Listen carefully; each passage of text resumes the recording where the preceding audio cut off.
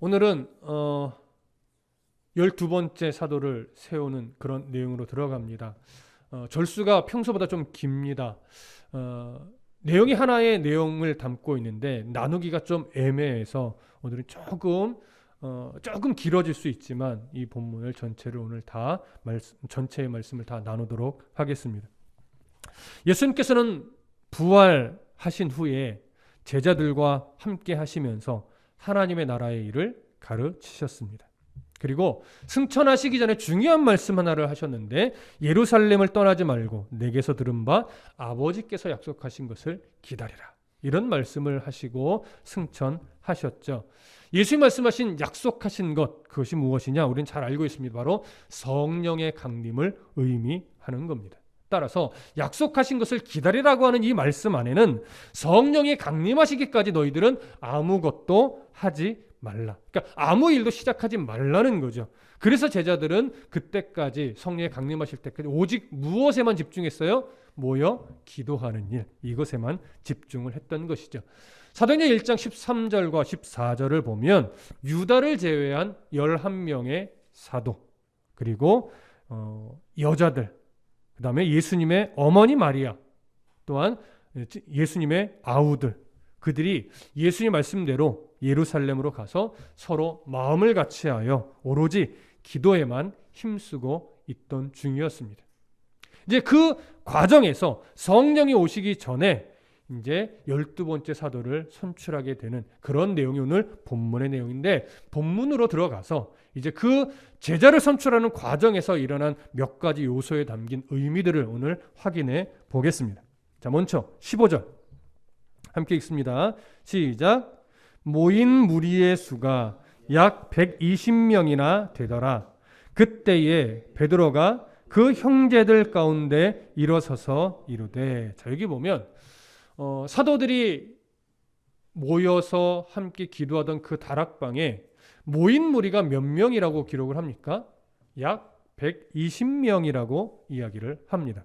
아마도 예수님 승천하신 이후에 제자들과 여인들과 예수의 어머니 마리아와 예수의 아우들이 예루살렘으로 가서 다락방에 모여서 성령의 강림하시기 전까지 대략 한 일주일간이죠. 이 기간 계속해서 모여 기도하는 일에 전념을 했을 텐데, 그 일주일간 지속되게 이 기도 모임이 행해지면서 점차 다른 제자들도 그 다락방에 모여들었을 겁니다.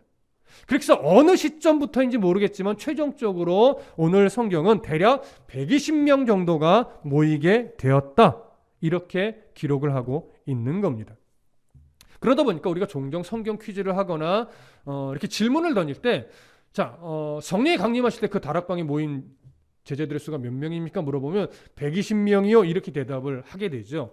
틀렸다고 말할 수는 없지만 성경에서 조금 더 정확한 표현은 120명이 아니라 약 120명입니다. 그러니까 120명이라는 숫자는 정확한 숫자가 아니라 대략적인 숫자인 거죠. 그러면 오늘 이 저자인 누가는 왜 모인 무리의 숫자를 정확하게 기록하지 않고 대략 약 120명이라고 하면서 120이라는 숫자에 초점을 맞춘 것일까? 우리는 그 부분을 조금 생각해 보실 필요가 있습니다. 성경에서 12, 120 이런 숫자들은 분명히 상징적 의미를 가지고 있고 이 안에는 완전수의 개념이 담겨 있습니다. 그래서 모인 무리의 수가 120명이다, 대략 120명이다 라고 하는 이 표현 안에는 조금 우리가 두 가지 정도의 의미를, 상징적 의미를 우리가 좀 찾아볼 수 있는데, 먼저는 사도들이 함께 모여 기도하던 그 성령의 강림을 기다리면서 모인 그 다락방 안에 제자들이 정말 가득 차게 모여서 함께 기도하며 성령을 기다렸다, 이런 의미가 하나 들어있고, 이제 중요한 두 번째 의미는 뭐냐면 120명이라는 이 숫자를 기록할 때 오늘 이 숫자를 어떤 내용으로 이 본문이 연결을 하냐면 12번째 사도, 그러니까 가룟 유다를 대신할 12번째 사도를 선출하는 내용으로 연결을 해가는 그 첫 번째 출발점에 있는 내용이에요. 그래서 120이라는 이 숫자가 단순하게 의미 없이 그냥 표현된 숫자가 아니다라고 보는 것이죠. 자, 예수님은 12명의 사도와 함께 성령의 강림을 통해 맞이하게 될 이 성도들이 결국은 새롭게 출발하게 될 예수 그리스도의 공동체가 될 것임을 우리가 이 누가가 보여주는 거예요. 그러니까 결국 이 12명의 사도는 무엇을 출발하게 하는 기점이 되는 거예요? 새로운 공동체, 초대교회, 성령 강림으로 인해서 세워지게 될 새로운 교회 공동체의 출발점이 되는 그런 숫자예요. 그러니 완전하게 하나님의 은혜로 출발하는 이 성령 강림을 통해 출발하는 초대교회, 새로운 교회 공동체, 예수 그리스도의 공동체는 그 출발점이 결국 하나님이 기초를 세워서 훈련시킨 누구를 통해 시작되는 거라고요? 12명의 제자, 사도들을 통해서 출발하는 거죠. 그래서 그 12명의 사도를 통해 출발할 새로운 믿음의 공동체의 숫자를 몇 명으로 표현해요? 그래서 120명으로 표현하는 거예요. 아무 이유 없이 120명으로 맞춰진 것이 아니고, 그래서 성경이 약 120명이다 라고 기록을 하는 거죠. 여기에는 놀랍게도 당시 이 이스라엘의 산헤드린의 이 공회 규칙에 따르면 하나의 공동체가 자체적인 공회를 가질 수 있는 최소한의 정족수가 몇 명이냐면 120명이라고 기록을 하고 있어요. 그러니까 오늘날 우리 시대의 개념으로 따지면 하나의 기독교 교단, 총회를 가질 수 있는 기독교 교단이 정식적으로 발족하기 위해서는 그 정회원이 120명이 되어야 된다는 의미와 동일한 거예요. 오늘날 그렇다는 건 아닙니다. 오늘날의 의미를 연결해 보자면 그렇게 표현할 수 있다라고 하는 것이죠. 그래서 지금 다락방에 모인 120명의 성도들, 그리고 그 120명의 성도들이 함께 모여서 12번째 사도를 선출한 이 과정은 결국 공식적으로 초대교회가 하나의 공회로서 출발하는 그런 모습을 담고 있다라고 표현해도 틀리지 않을 겁니다. 자, 그래서 이렇게 120명의 성도들이 함께 모여 기도하고 120명의 제자들이 기도하고 그 가운데 사도를 한 사람 뽑게 되는 것은 예루살렘으로 제자들이 모이고 성령 강림이 일어나기 전 그 일주일 중 어느 한 시점에서 이루어진 일입니다. 그런데 오늘 성경 본문으로 보면 그렇게 모인 무리 중에 사도 한 사람을 선출하기 위해서 좀 리더격으로, 지도자격으로 누군가가 일어나서 이 이야기를 주도해 가죠. 그 인물이 누구예요? 바로 베드로입니다. 그래서 우리는 아마도 베드로가 사도들 중에 조금 지도자적 위치에 있었을 것이다, 이렇게 보고 있습니다. 근데 여기서 우리가 조심할 것이 하나 있죠. 이 모습이 베드로가 지금 지도자적 위치에 서서 이 회의를 주도하고 있다라고 하는 이 사실이 카톨릭에서 주장하듯이 베드로가 초대교회의 일대 지도자였다, 이런 의미는 아닙니다. 베드로 자신도 자신을 특별한 존재로 인식하지 않았어요. 다른 사도들과 똑같은 존재요. 또 장로들에게도 베드로전서 5장에 보면 베드로가 자신을 이렇게 표현하죠. 여러 장로들과 나도 똑같이 장로된 자다 라고 하면서 자신이 뭐 장로보다 더 특별한 존재다 이렇게 인식하지 않았던 것을 우리는 기억을 합니다. 그래서 베드로가 지금 어떤 좀 리더의 위치에 있었을 뿐이지 1대 2대 3대 이렇게 내려오는 그런 서열이 매겨지는 그런 식의 지도자는 아니다라고 하는 거 꼭 기억해 주시길 부탁드립니다. 자, 이렇게 해서 이제 베드로가 이 회의를 주도하기 시작을 합니다. 자, 16절, 17절 함께 읽겠습니다. 16절, 17절 시작. 형제들아, 성령이 다윗의 입을 통하여 예수 잡는 자들의 길잡이가 된 유다를 가리켜 미리 말씀하신 성경이 응하였으니 마땅하도다.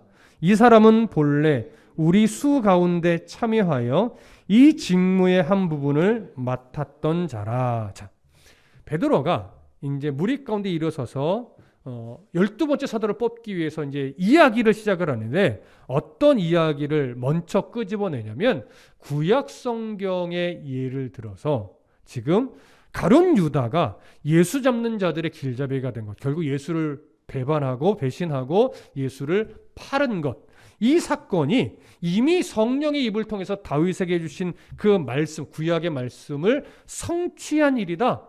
그러니 구약에서 예언된 말씀처럼 가룟 유다의 자리를 다른 사람으로 대신 하게 하는 것이 옳다라고 하는 주장을 이제 연결해 가는 거죠.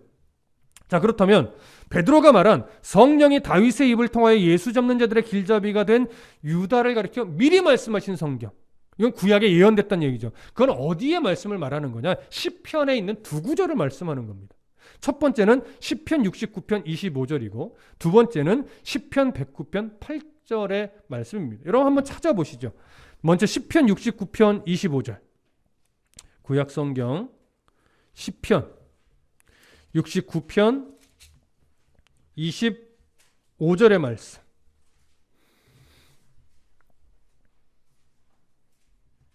자, 찾으셨으면 함께 읽겠습니다. 시편 69편 25절 시작. 그들의 거처가 황폐하게 하시며 그들의 장막에 사는 자가 없게 하소서. 여기 보면 그들의 거처가 어떻게 하게 해달래요? 황폐하게 해달래요. 이것은 본래는 다윗이 지은 시로서 원수들이 거하는 그 거처를 황폐하게 해달라는 그런 간구의 내용입니다. 네, 두 번째는 시편 109편 8절의 말씀입니다. 이 부분도 한번 찾아보시죠. 시편 109편 8절. 시편 109편 8절. 자, 찾으셨으면 함께 읽습니다. 시편 109편 8절. 자, 시작. 그의 연수를 짧게 하시며 그의 직분을 타인이 빼앗게 하시며. 자, 여기 보면 무슨 말씀이 있어요? 그의 직분을 어떻게 해달라고요? 타인이 취하게 해달라고 하는 그런 말씀이 있습니다. 그러니까 그의 직분을 타인이 빼앗게 해달라는 거죠. 자, 이 두 말씀도 이 109편 8절의 말씀도 다윗이 지은 시인데 원수가 제명을 다하고 일찍 죽게 하셔서 그 원수가 맡았던 막중한 임무를 다른 사람이 취하게 해달라고 하는 그런 말씀입니다. 자, 이 말씀을 베드로가 어떻게 인용했느냐? 사도행전으로 다시 돌아오셔서 20절을 보시죠. 18, 19절은 잠깐 건너뛰시고 1장 20절을 보시면 이렇게 되어 있어요. 함께 읽어봅니다. 시작. 시편에 기록하였으되 그의 거처를 황폐하게 하시며 거기 거하는 자가 없게 하소서 하였고 또 일렀으되 그의 직분을 타인이 취하게 하소서 하였도다. 자, 바로 시편의 말씀 두 구절을 정확하게 중요한 부분을 끄집어서 인용을 하고 있죠.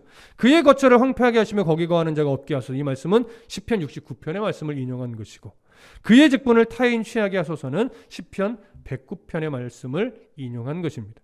자, 베드로가 이 말씀을 왜 인용했어요? 가룟 유다의 죽음이, 배신과 죽음이 바로 이 다윗의 이 부분에 대한 성취로 보고 시편 109편의 말씀을 근거로 해서 그러니까 가룟 유다의 직분을 이제 다른 사람이 대신해서 맡겨야 된다. 이 말을 하기 위해서 이 두 구절의 말씀을 가룟 유다의 배신과 죽음에 적용을 해서 다윗의 예언의 성취로 베드로는 본 겁니다. 무슨 말씀 이해되시죠? 그러니까 이 두 구절의 말씀을 결국 사도 한 사람을 선출하는 근거의 말씀으로 지금 사용을 한 거예요. 자, 이제 여기서 아주 우리가 좀 조심해서 신중하게 보셔야 될 내용이 하나 있습니다. 그게 뭐냐면 가룟 유다의 행위, 가룟 유다의 죽음, 이 부분이 성경의 예언의 성취처럼 지금 베드로가 인용해서 말을 해요. 그러다 보니까 가룟 유다의 배신이 이미 태초부터 정해져서 마치 숙명적으로 이미 정해진 일로 우리가 여겨지게 되는 그런 어떤 선입견을 갖게 돼요. 가룟 유다는 예수님 본래 배신할 생각이 없었는데 하나님의 섭리가 그를 배신의 길로 이끌고 간 것처럼 우리가 여기게 된단 말이에요. 이렇게 생각하면 결국 어떤 결과가 되냐면 가룟 유다는 정말 불쌍한 사람이 돼요. 그리고 하나님은 매우 잔인한 신이 돼요. 왜 하필 가룟 유다를 선택하셔서 가룟 유다가 그 역사 속에서 말도 안 되게 예수님을 팔아먹는 그런 자가 되도록 하나님이 정해놓으셨느냐, 가룟 유다가 무슨 죄냐, 이렇게 말할 수 있는 근거가 된단 말이죠. 그래서 우리는 이 부분을 아주 조심스럽게, 아주 신중하게 좀 잘 정리할 필요가 있습니다. 여러분, 성경에 잘 보면 가룟 유다의 그 배신이 구원을 위한 성경의 예언을 성취하기 위해서 반드시 필요한, 가룟 유다만 해야 하는 그런 일이었다라고 근거를 제시하는 내용은 어디도 없습니다. 다시 말하면 설사 가룟 유다가 예수님을 배신하지 않았다 하더라도 얼마든지 사단의 미혹에 넘어간 다른 사람에 의해 이 구원을 위해서 예수님이 병사들에게 붙잡히고 유대인들에 의해 십자가에 달리고 빌라도의 선언에 의해 십자가에 못 박혀 죽으시고 이러면서 구원을 성취하는 일은 얼마든지 다른 사람을 통해서도 성취될 수 있었다라고 하는 거예요. 여러분 아실 거예요. 우리가 요한복음을 강의할 때도 나누었듯이 가룟 유다가 예수님을 팔아야 되겠다라고 작정하기 전에 이미 유대인들은 예수님을 잡아 죽일 궁리를 이미 오랜 시간 하고 있었어요. 근데 그런 과정 속에서 하나님은 섭리의 역사를 어디로 계속 흘러가게 하시는 거예요?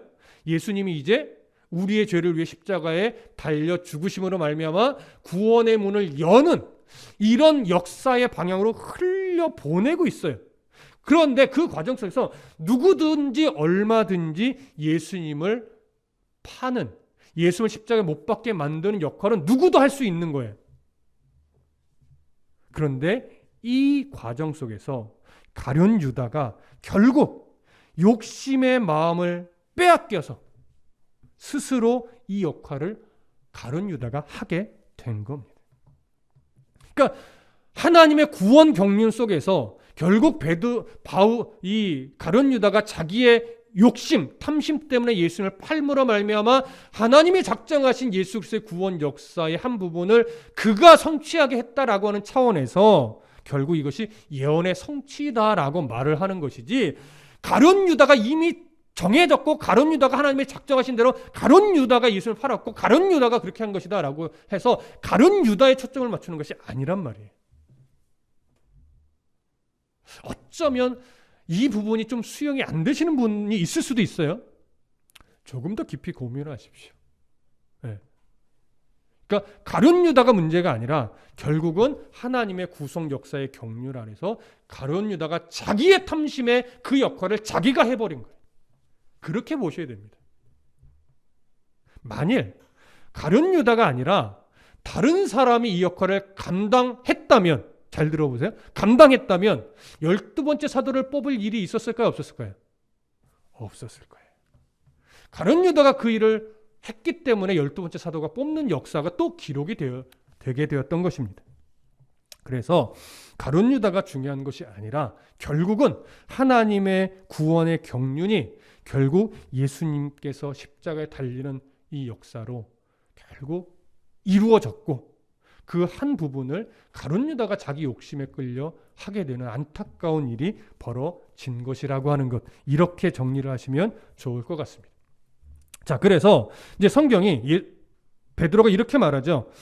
16절에 보시면 유다를 가리켜 미리 말씀하신 성경이 응하였으니, 여기까지 이런 이해로 보시는 거예요. 숙명론적으로 보시지 않으셨으면 좋겠습니다. 응하였으니 마땅하도다. 이 마땅하다는 건 어떤 의미일까요? 가룟 유다가 예수님 판 게 마땅했다, 이런 의미일까요? 그런 의미 아니에요. 가룟 유다가 그 역할을 감당해 버렸으니, 그렇게 해서 구약의 예언의 말씀이 성취되어 버렸으니 그 자리를 시편의 말씀처럼 보선하여 다른 사람이 그 자리의 직분을 감당하게 하는 것이 옳다. 그것이 마땅하다는 의미예요. 무슨 말씀 이해되시죠? 자, 그 다음에 그 당위성을 성경의 말씀을 근거로 제시한 다음에 이제 17절을 보십시오. 자, 17절을 저와 함께 읽을 텐데 읽으시면서 뭔가 좀 부자연스러운 표현을 좀 찾아보시면 좋을 것 같습니다. 17절 시작. 이 사람은 본래 우리 수 가운데 참여하여 이 직무의 한 부분을 맡았던 자라. 자, 그냥 읽을 때 여러분 어쩌면 뭐가 좀 부자연스럽지라고 하실 수 있는데, 본래 이 부분에서 자연스러우려면 우리 수라는 표현이 좀 바뀌어야 돼요. 이 사람은 본래 우리 사도들 가운데 참여하여 이 직무의 한 번을 맡았던 자라고 하든가, 우리 가운데라고 하든가, 제자들 가운데라고 하든가, 이런 표현이 더 자연스럽지 굳이 생뚱맞게 우리 수라는 표현을 쓴단 말이에요. 자연스러운 표현이 아니에요. 그렇다면 자연스럽지 않은데 이런 표현을 썼다면 여기에는 이유가 있는 거죠. 그럼 우리 수라고 하는 것은 어떤 수를 말하는 겁니까? 12명의 사도의 수를 말하는 거예요. 그러니까 예수님이 처음 의도를 가지고 선택하여 뽑았던 12명이라는 제자의 숫자, 사도의 숫자, 이 숫자 안에 가룟 유다가 포함이 되어 있었는데, 가룟 유다가 예수를 배신하고 자살하여 죽음으로 말미암아 결국 이 12이라는 숫자가 깨졌다라고 하는 거예요. 한 사람이 부족하게 됐다라고 하는 것이죠. 여러분, 성경에서 또 유대인의 사고에서 12는 우리가 너무나 잘 알고 있다시피 완전한 숫자로 여겨지는 거예요. 그래서 12지파의 12도 완전을 의미하고 12제자의 12도 완전을 의미합니다. 지금 베드로가 우리의 수라고 표현한 것도 이 완전수의 의미를 두고 지금 말을 한 거예요. 그러니까 예수님이 12명의 제자를 뽑을 때 아무 이유 없이 우연히 12명을 뽑은 게 아니니, 예수님의 교회의 기초를 놓기 위해서, 새로운 기독교 공동체를 출발시키기 위해서 12명의 제자를 뽑은 것이니, 이제 한 사람, 가룟 유다가 이 일로 말미암아 한 사람에서 빠져버렸으니 12명이라는 숫자를 우리가 맞추는 것이 옳다. 그렇게 12명의 사도를 맞추어서 이 성령의 강림을 맞이하고 성령의 강림을 통해 새로운 교회 공동체를 출발하게 하는 것이 옳다. 그러니 지금 뭘 해야 된다? 성령의 강림하시기 전에 가룟 유다의 자리를 대신할 12번째 사도를 뽑는 것이 옳다 라고 지금 베드로가 주장하는 거란 말이죠. 무슨 말씀인지 이해되시죠? 자, 이후에 여러분 잘 기억해 보시면, 이제 시간이 만약에 이후에 좀 흘러갈 때 사도들이 한 사람씩 죽을까요? 안 죽을까요? 죽죠.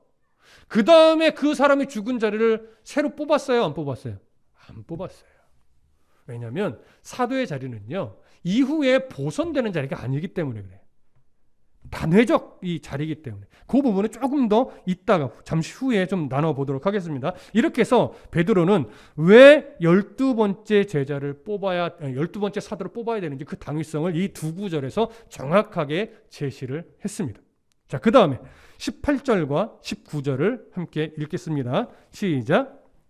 이 사람이 불의의 싹스로 밭을 사고 후에 몸이 곤두박질하여 배가 터져 창자가 다 흘러나온지라. 이 일이 예루살렘에 사는 모든 사람에게 알려져 그들의 말로는 그 밭을 아겔다마라 하니 이는 피밭이라는 뜻이라. 자, 이 두 구절이 조금 다른 구절과 달리 괄호로 묶여 있습니다. 보편적으로는 괄호로 묶여 있는 건 이제 사본상의 문제 때문에 괄호로 묶는 것이 보편적인데, 오늘 이 부분은 사본상의 이유보다는 베드로의 연설 중에 있는 내용이 아니라 저자인 누가가 이방인 독자를 위해서 부연 설명처럼 집어넣은 구절이기 때문에 괄호로 넣은 것입니다. 그러니까 이방인 독자들은 지금 가룟 유다가 어떤 인물인지, 또 가룟 유다의 이 예수님을 배신한 가룟 유다의 최후가 얼마나 비참했는지 몰라요. 그래서 지금 새로 뽑아야 되는 그 자리에 본래 있었던 가룟 유다가 예수를 배신한 이후 어떤 처참한 결과를 맞이해서 현재 어떤 상태에 있는지를 좀 이방인 독자들에게 알려주기 위해서 부연하여 설명을 합니다. 그래서 이 사람이, 가룟 유다를 말하죠, 불의의 싹스로 밭을 사고 후에 몸이 곤두박질하여 배가 터져 창자가 다 흘러나온지라. 이 일이 예루살렘에 사는 모든 사람에게 알려져 그들의 말로는 그 밭을 아겔데마라 하니 이는 피밭이라는 뜻이라. 자, 이렇게 이제 부연 설명을 했는데, 사실 가룟 유다에 대한 기록이 오늘 이 사도행전에도 있지만 마태복음 27장에도 나와 있어요. 이 두 기록을 조금 종합하고 상황을 고려해서 오늘 이 표현이 어떤 의미인가를 좀 잘 정리하실 필요가 있습니다. 지금 18절의 시작 부분을 보면 이 사람, 그러니까 유다가 불의의 싹스로 밭을 샀다라고 표현되는데, 이것은 가룟 유다가 자기가 묻힐 밭을 이미 샀다라는 게 아니에요. 여러분, 가룟 유다가 제사장들에게 은전을 받았어요.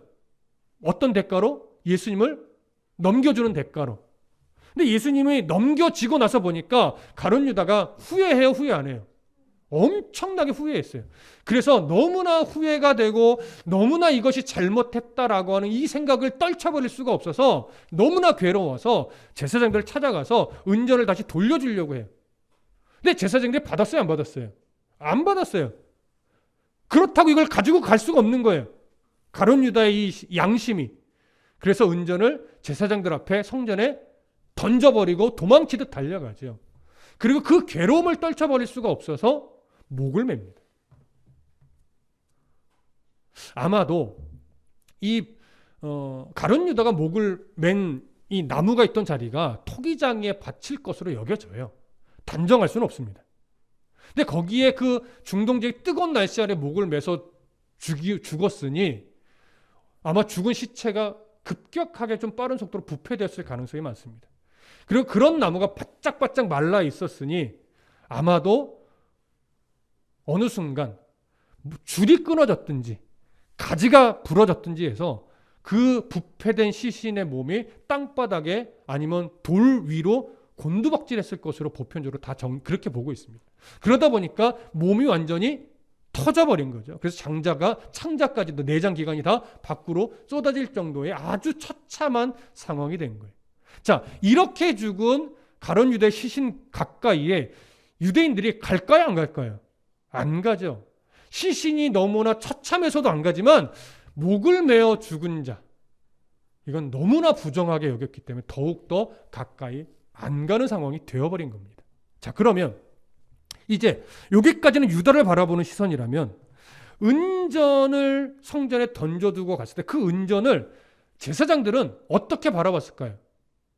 그들이 이 은전을 처리를 해야 되는데 그냥 성전에 넣어둘 수가 없어요. 왜?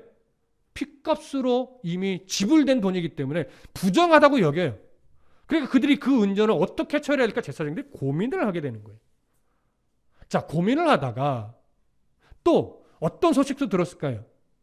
유다가 자살했다는 소식도 들었을 거예요. 그리고 그의 시신이 처참한데 아무도 가까이 안 가서 그 시신이 그대로 있다라고 하는 이야기도 들었을 거예요. 그러면 제사장들이 지금 두 가지를 해결해야 됩니다. 은전을 해결해야 되고 유다의 시신도 빨리 처리를 해버려야 돼. 왜? 자신들이 그를 시켜서 예수 그리스도를 배반하게 만들었던 흔적이니까. 그래서 고심 끝에 그들이 내린 결정은 이것일 것입니다.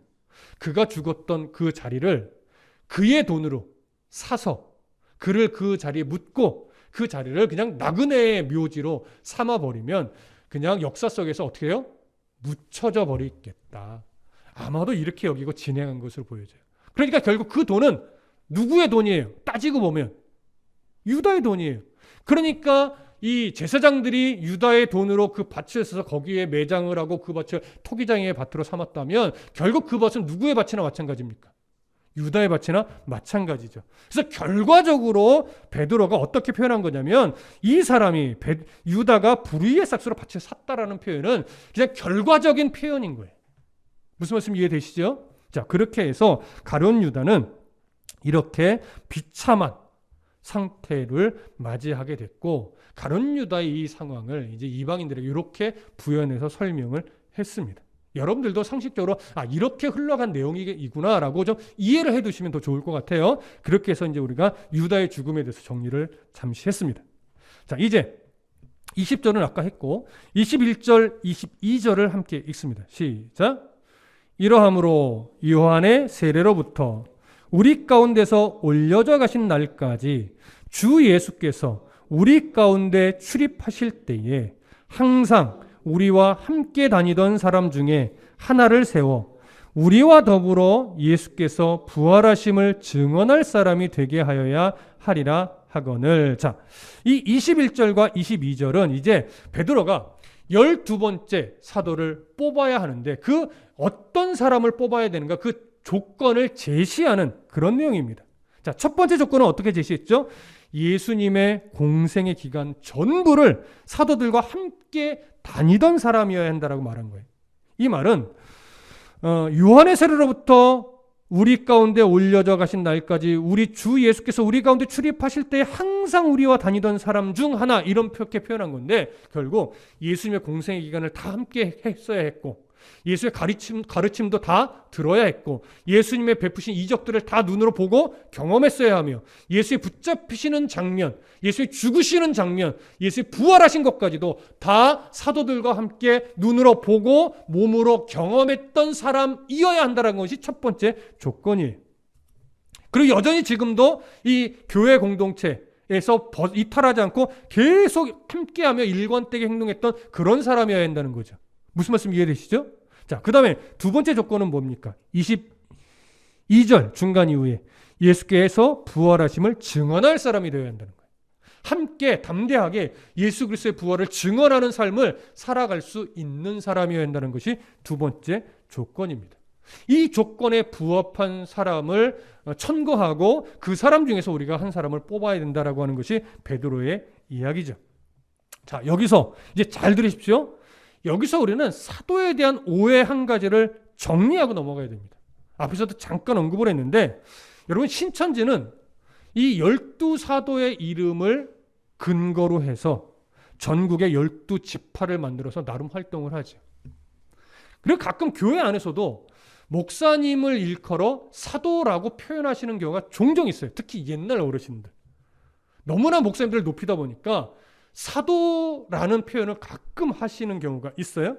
그리고 또 이런 신사도 운동이라는 얘기를 들어보셨을 텐데 신사도 운동은 어떤 개념을 가지고 있는 거냐면 지금도 사도직이 목사를 통해서 계승돼서 대표 사도가 모든 어떤 결정권이라든가 재정의 문제를 다 권한을 갖게 만드는 거예요.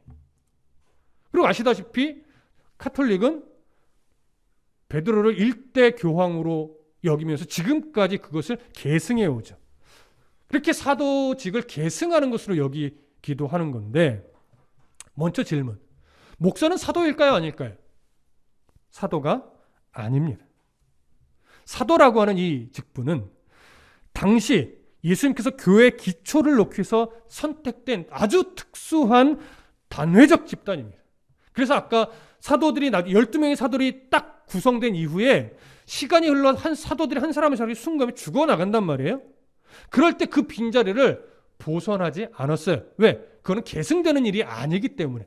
초대교회를 출발시킨 것으로 이미 그 역할은 다한 거예요. 그래서 초대교회가 건강하게 세워지도록 그 한시적으로 가르치는 것으로 그의 역할은 끝난 거고 더 이상 사도는 없는 겁니다. 그리고 더 중요한 이유는 초대교회의 한 세대가 지난 이후에 21절과 22절의 조건에 해당하는 사람은 이 땅에 더 이상 존재하지 않습니다. 그러니 오늘날 목회자가 사도일 수 없는 이유는 너무나 당연하죠. 예수를 본 적도 없어요. 그의 가르침을 직접 들은 적도 없어요. 고난과 죽음과 부활을 목도한 자가 있을 수 없단 말이에요. 그러니 사도가 될 수 없죠. 그런데 너무나 목회자를 높인답시고 사도이신 마치 사도처럼 표현하는 것은 아주 큰 오류를 범하는 겁니다. 무슨 말씀 이해되시죠? 그럼 여기서 이제 한 가지 질문을 딱 들어오셔야 돼요. 그러면 사도 바울은 어떻게 되는 겁니까? 저 바울을 우리가 사도라고 하잖아요. 사도 바울은 조금 특별한 경우의 사도입니다. 사도 바울을 12명의 사도에 포함시키나요? 안 시키나요? 시키지 않습니다. 그래서 바울 사도는요, 이방인을 위한 사도로서 바울의 사도적 권위를 앞에서 언급된 두 가지 조건에서 찾지 않아요. 바울의 사도적 권위는 어디서 찾아요?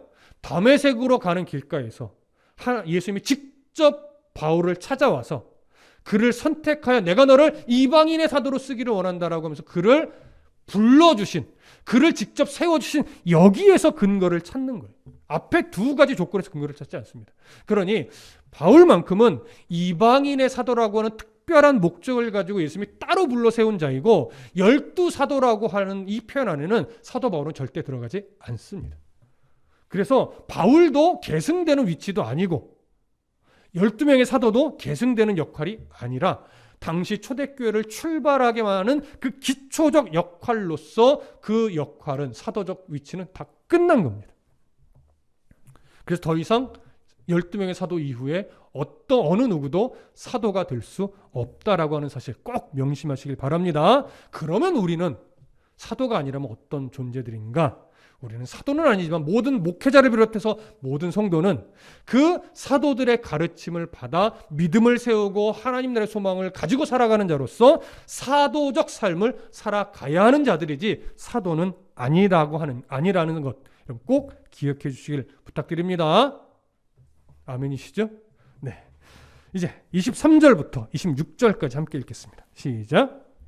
그들이 두 사람을 내세우니 하나는 바사바라고도 하고 별명은 유수도라고 하는 요셉이요 하나는 mattia라. 그들이 기도하여 이르되 뭇사람의 마음을 아시는 주여, 이 두 사람 중에 누가 주님께 택하신 바 되어 봉사와 및 사도의 직무를 대신할 자인지를 보이시옵소서. 유다는 이 직무를 버리고 제 곳으로 갔나이다 하고 제비 뽑아 mattia를 얻으니 그가 11사도의 수에 들어가니라. 자, 이제 본격적으로 12번째 사도를 선출하는 장면입니다. 모인 무리들이 약 120명의 무리들이 논의해서 두 사람을 천거했는데 그것이 한 사람은 요셉이고 한 사람은 mattia입니다. 그리고 이 둘을 놓고 하나님께 기도한 이후에 제비를 뽑아서 한 사람을 선택을 하게 되죠. 여기서 우리는 뭐 선택을 하는데 투표도 아니고 제비를 뽑아? 너무 가볍게 여기는 거 아니야? 우연에 맡기는 거 아니야? 이렇게 생각할 수 있지만 이것은 성의가 없거나 우연에 맡기는 행위가 아니라 당시에 이 제비 뽑기는 신탁, 하나님의 선택을 의지하는 그런 행위였습니다. 그래서 제비 뽑기 결과를 누구의 선택으로 인정하냐면 하나님의 선택으로 인정을 하게 되는 그러한 방편이죠. 하지만 오늘날도 유효한 방법은 아닙니다. 오늘날의 제비뽑기는 아무리 그것이 기도하고 교회에서 행해진다 하더라도 오늘날의 제비뽑기는 우연에 맡기는 방법이지 하나님의 선택을 보여주는 방편이 절대 아니라고 하는 것. 그래서 그 당시까지만 유효했던 것이지 오늘날에는 유효한 방편이 아니라는 것 꼭 기억하시기 바랍니다. 자, 그러면 왜 요셉과 mattia 중에 하나님은 mattia를 선택한 것일까요? 이 부분도 생각해 보실 필요가 있겠죠. 분명한 전제 하나를 둬야 됩니다. 두 사람 다 사도가 되기에 충분한 자격을 가진 자였다라고 하는 것. 어느 누가 더 좋은 조건이었는지 더 자질이 탁월했는지는 알 수 없습니다. 그런데 학자들이 이 장면을 보면서 한 두 가지 정도 자신들의 견해를 제시를 하는데 우리가 좀 눈여겨보실만 하기는 합니다. 첫 번째 견해는 이겁니다. 1장 23절에 보면 요셉과 mattia를 소개하는데 유일하게 요셉에 대해서만 부연 설명이 좀 붙어요. 바사바라고도 하고 별명은 유수도라고도 하는 요셉이에요. 근데 mattia에 대해서 설명이 있어요, 없어요? 전혀 없어요. 그러다 보니까 학자들 중에는 분명 외적으로 보면 mattia보다 요셉이 더 유능했을 것이다. 하지만 하나님이 약한 자를 선택하셔서 사도의 직분을 감당하도록 하신 것이다. 이렇게 견해를 밝히기도 합니다. 또 하나의 견해도 있습니다. 이거 특히 캠벨 몰간이라는 학자가 주장한 견해인데 이렇게 말했습니다. 요셉과 mattia를 딱 놓고 볼 때 요셉은 사도로서 선택을 받지 못해도 평신도로서 사도처럼 살아갈 수 있는 그러한 자였지만 mattia는 아마도 사도로 뽑히지 않으면 견디기 어려워할 연약한 사람이었을 것이다. 그래서 하나님이 연약한 mattia를 사도로 선택한 것이다 라고 하는 거죠. 그래서 다른 시선으로 보면 하나님은 mattia보다 요셉을 더 신뢰한 것이다. 이렇게 견해를 밝힙니다. 여러분, 중요한 건 두 견해 다 추측일 뿐입니다. 하지만 우리가 좀 이 견해들을 마음에 담아두실 필요는 있습니다. 왜요? 오늘날 교회에서 어떤 직분자를 선택하거나 또 어떤 일을 감당할 수 있는 누군가를 뽑을 때 이상하게 천거가 된 몇 사람 중에 자기가 안 뽑히면 실족하는 사람들이 많아요. 그거 안 됩니다. 섭섭할 수는 있죠. 내가 되고 싶은데 안 되니까 섭섭할 수는 있죠. 하지만 그것이 불만의 원인이 되고 불평의 이유가 되고 뭔가 교회가 문제야! 라고 이렇게 분열시키는 근거가 돼서는 절대 안 됩니다. 오늘 요셉을 비롯한 모든 당시의 이 무리들은요, 마띠아가 선택이 됐을 때 그 어느 누구도 왜 마띠아입니까? 라고 반기를 들지 않고 이것이 하나님의 선택이라고 인정을 하고 다 마띠아를 사도로 인정하며 높여졌고 요셉 또한 실족했다라고 하는 기록은 전혀 없어요. 무슨 말씀 이해되시죠? 그래서 하나님께서 뜻을 두고 어떤 사람을 세우든 이것이 하나님께서 세워주시고 우리는 그를 그렇게 인정해주며 높여줘야 되는 것이지 라고 하면서 실제로 그렇게 행하는 것이 교회가 해야 될 마땅한 역할이고 그것이 교회 공동체가 가지는 중요한 특징이 되어야 합니다.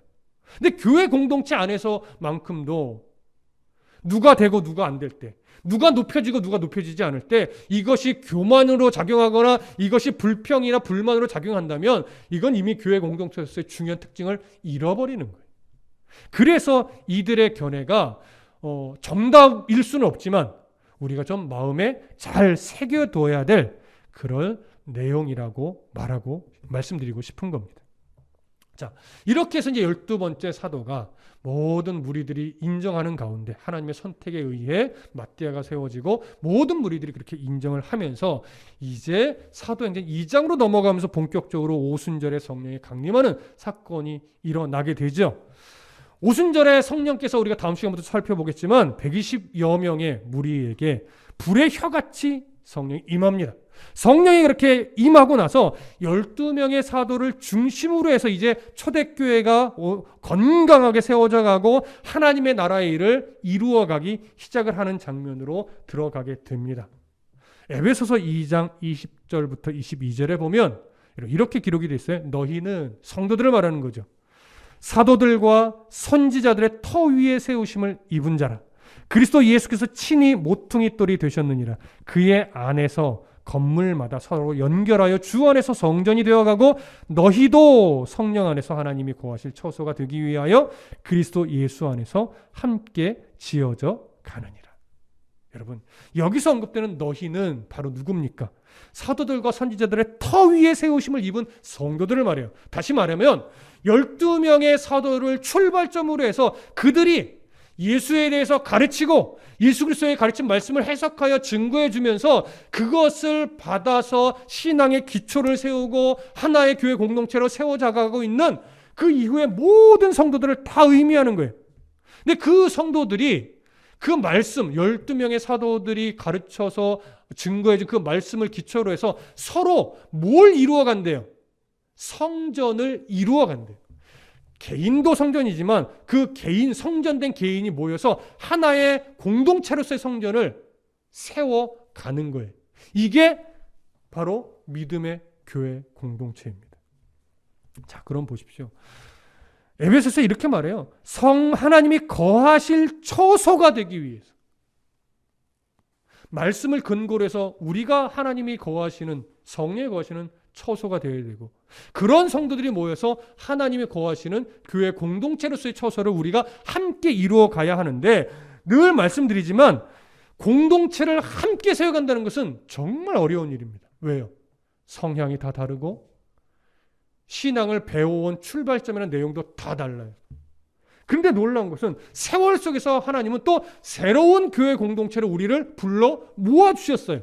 그러니까 그렇게 다른 성도들이 또 하나님의 말씀과 섭리에서 하나의 공동체를 이루었다면 그 공동체는 서로의 이해와 양보와 노력과 또 존귀하게 여기는 이런 성경에서 가르치는 말씀들을 근거로 해서 하나의 교회 공동체로 건강하게 세워져 가야 함이 마땅한 겁니다. 그런데 이것이 어렵죠. 또 그렇게 서로 성숙해짐으로 아름다운 하나의 공동체가 되어지기 위해서는 개인적 연단도 잘 받아내셔야 돼요. 그러나 개인적인 연단을 받으며 성숙되어져 가는 것이 또한 쉽습니까? 어렵죠. 두 가지는 다 어려운 거예요.